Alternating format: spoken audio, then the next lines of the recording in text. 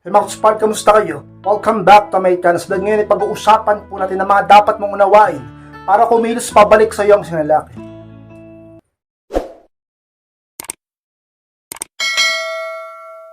At kung handa na kayong lahat, masarap po tayo. At muli, be inspired!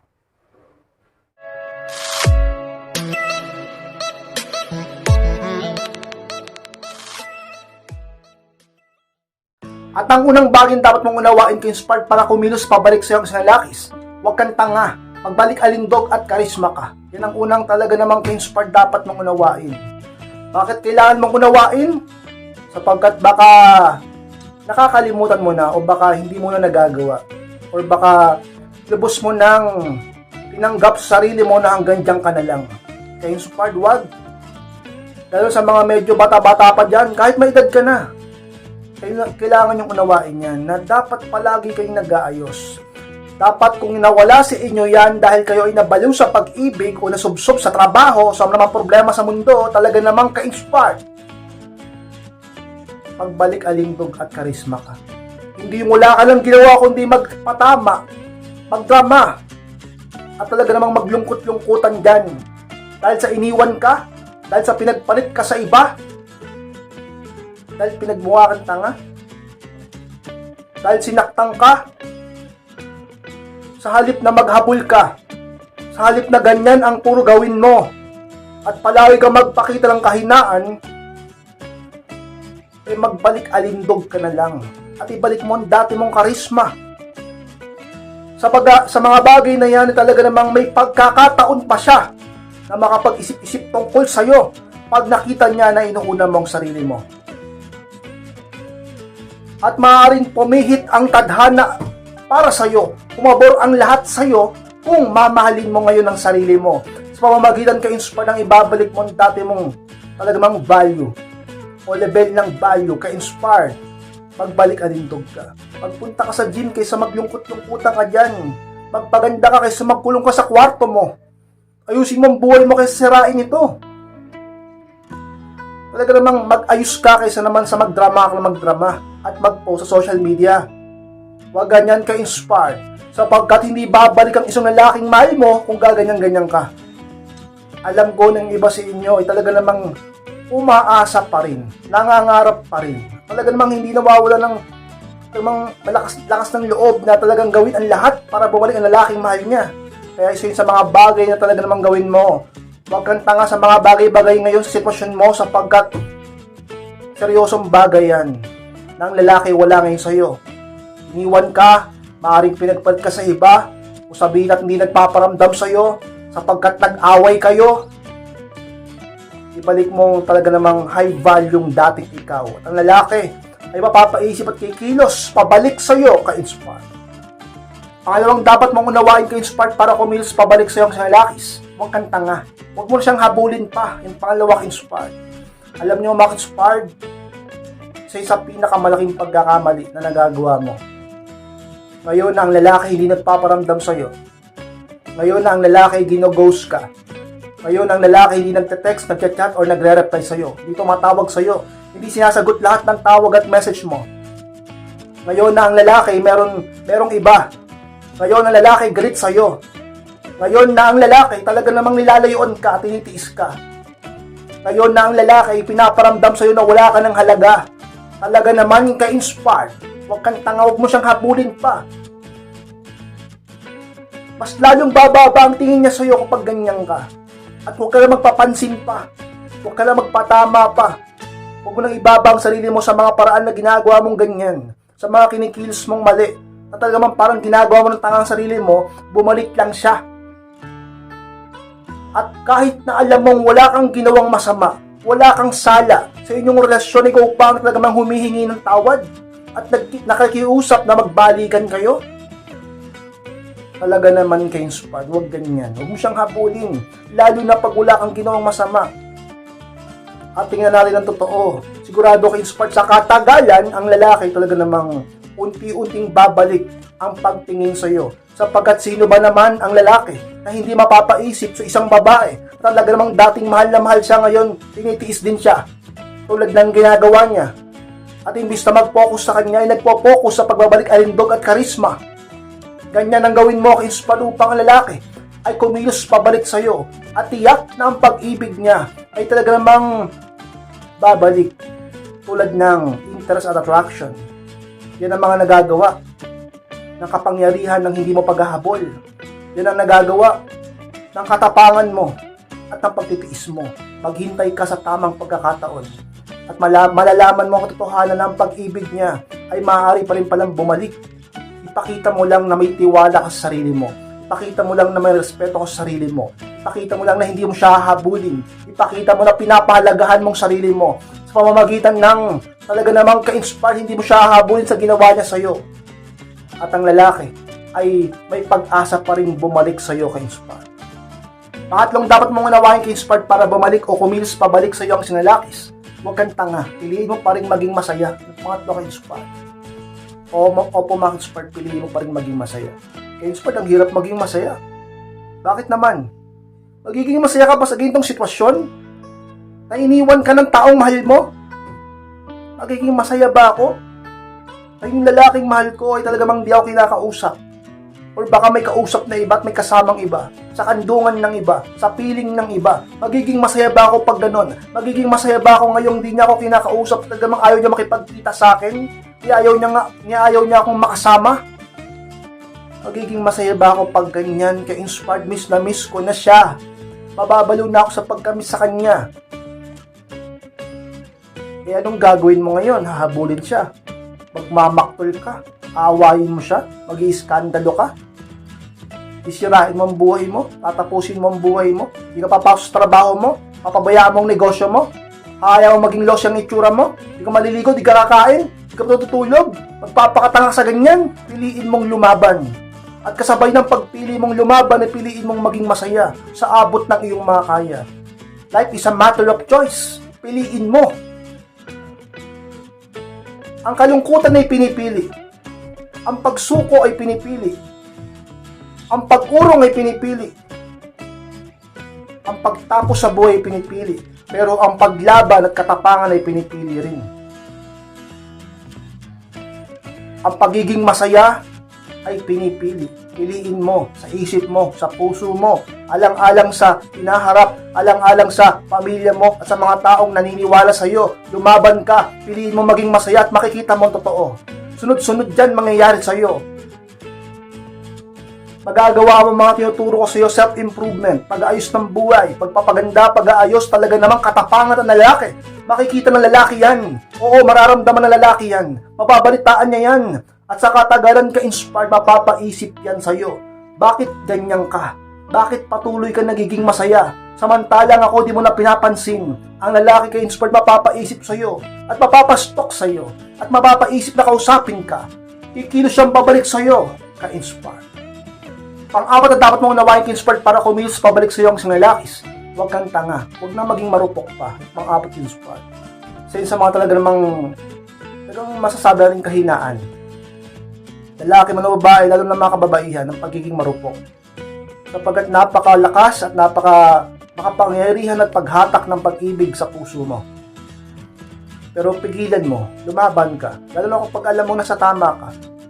At ang pinaglalaban mo na yung respeto at dignidad mo. Yung iba, dahil sa pag-ibig, wala nang dignidad, wala nang moral, wala nang dangal. Bakit? Pinapahiya ka ng lahat-lahat sa harap ng mga madaming tao. Binabasos ka, minumura ka na sa mesyo, sa personal. Hinahayaan mo lang. Patuloy ka pa rin lumuluhod, nagmamakawa, umiiyak, nakikiusap, nagmumukhang tanga, talaga namang ka-inspired, nag-aabula parang aso at pusa. O aso sa kanya.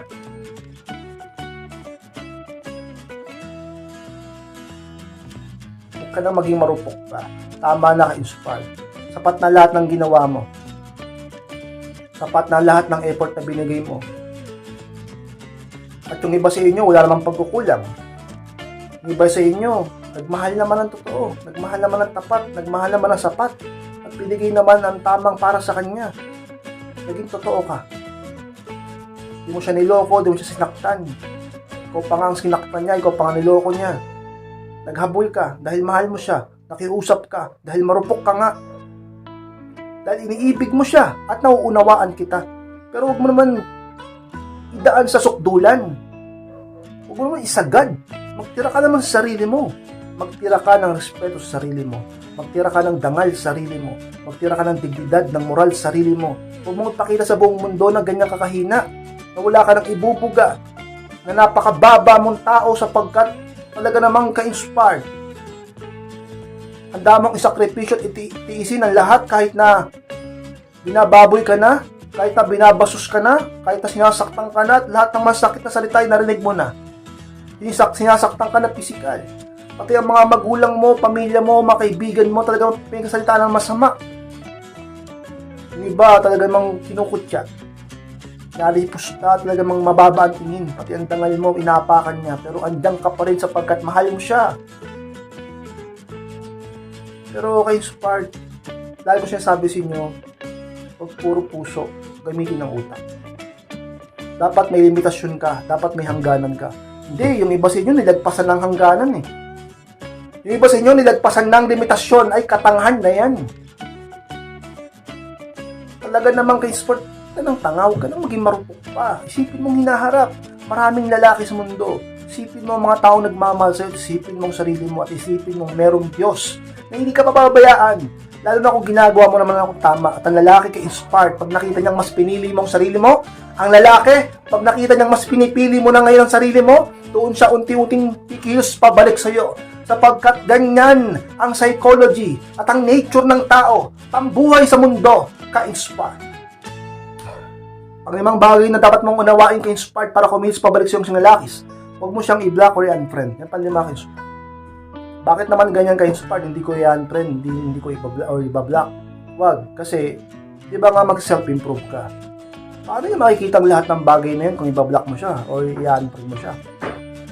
Paano kung tamad siyang mag-stalk sa'yo? Siyempre, i-stalk ka niyan. Pero iba pa rin kapag hindi mo siya in-unfriend. Mas iba pa rin pag hindi mo siya binlock. At parang hindi niya isipin bitter ka. Hindi niya isipin talunan ka. Hindi niya isipin pikon ka. Hindi niya isipin ganyan kakahina. At takot ka na makita ang bago niya. O bagong buhay niya. Na maging takot kang makita na masaya siya. Pakita mong malakas ka. Pakita mong wala kang pakialam. Sa pamamagitan ng hindi mo siya i-block or i-unfriend. Pagpapakita yun ng kalakasan, pagpapakita na yung ng tibay, pagpapakita yun ng katwiran. Katwiran? Oo. Lalo na pag wala kang ginawang masama, nasa katwiran ka, bakit ikaw ang mamablock? Nasa katwiran ka, ba't mo siya i-unfriend? Anong ginawang masama? Pag ginawa mo, may nagawa ka ng mali. Mali ang mag-block at mag-unfriend, lalo na pag alam mo naman ka-inspired na umaasa ka pa rin. Huwag mong lukoy ang sarili mo. Huwag mong gawing talaga namang hypocrite ang sarili mo. Well, kung wala ka talaga ng pagmamahal, wala ka ng pag-ibig, ayaw mo na talaga sa kanya. Yung totoo yung totoo talaga na ayaw mo na sa kanya, di mo na siya mahal, at sobra-sobra yung hinanakit na dinulot niya sa'yo, yun, respetuhin kita. Siguro, block mo siya o unfriend. Patawarin mo siya, humingi siya ng tawad, unfriend mo, pero ang gagawin lang. Pwede mo, pahayaan kitang i-unfriend or i-block siya kung gusto mo, kung talagang di mo na siya mahal. Kung hindi siya nakakatulong sa mental mo, sa emosyon mo. Pero yung iba sa inyo, alam ko, umaasa pa rin. Hanggat maaari huwag kang mag-unfriend or mag-unfriend or mag-block. Huwag. Para makita nilang lahat kung gaano ka katapang. Makita na nilang lahat kung ano pang kaya mong gawin. Na may bubuga ka pa. Na kaya mo pang mag-improve sa buhay mo. Mag-self-improve ka. At makikita ng lahat talaga namang ka-inspired. Hindi mo na sila kailangan pang saktan. Hindi mo sila kailangan pang murahin. Hindi mo na kailangan pang kutyain. At hindi mo na kailangan sabihin pa sa kanilang eto na ako. Pag nakita nila ang mga success mo, na nag-improve ka sapagkat nag-self-improve ka, inayos mo ang buhay mo, doon pa lang masasaktan na sila. At mapapaisip sa sarili nila na bakit ginanyang kanila. At lalaking mahal mo, ay malaki ang posibilidad na kumilos pabalik sa iyo na inspired. Paano dapat mong unawain ka inspired para kumilos pabalik sa iyo ang sinalakis? Huwag kang mawalan ng pag-asa. Pang-anin ka inspired. At pinakuli, huwag kang mawalan ng pag-asa. Sapagkat, sabi nga na, di ba, habang may buhay, may pag-asa. Kung wala ng pag-asa, lagi ko naman sinasabi, ang pag-ibig, ang pagmamahal, di maagad nawawala yan. Lalo na kung biglaan na nag-away lang kayo, biglaan na nagkatampuhan lang kayo, biglaan na hindi kayo nagkaunawaan. Diba? Ano, agad-agad wala na kagad, gano'n. Hindi sana wala nagkakabalikan. O, diba? Bakit may nagkakabalikan pa rin? Diba? Hindi kagad nawawala yan. Natatabunan lang yan. Ng ano? Ng pride. Ano pa? Ng ego. At ng ano? Ng kasinungalingan na naririnig niya sa paligid niya. At ng kasinungalingan na pinapaniwala niya sa sarili niya. Talaga naman ka-inspired, huwag kang mawalan ng pag-asa. Kaya nga sinasabi ko sa inyo, upang makita niya muli at upang maramdaman niya muli ang value mo, halaga mo, at ang pag-ibig at pagmamahal niya sa iyo, dapat hayaan mong maramdaman at makita niyo yun. Paano? Huwag mo siyang hapulin. Huwag mo siyang masyadong i-validate. Huwag mong ipakita sa kanya, ka-inspire na nag-aabol ka at nababalo ko sa kanya. Tingnan natin. Unti-unti talaga naman. Una niya ng isipan niya, mag-iisip siya. Pangalawa niya ng damdamin niya, ang emosyon niya, mararamdaman niya. Pag no contact ka, mag-self-improve ka. At ang lalaki sa katagalan ka-inspired, ay manunumbalik sa iyo. Bago siya bumalik, manunumbalik muna ang pag-iisip niya sa iyo. Interest, talagang ang pansin. Pangalawa, ang emosyon. Ang damdamin niya sa iyo.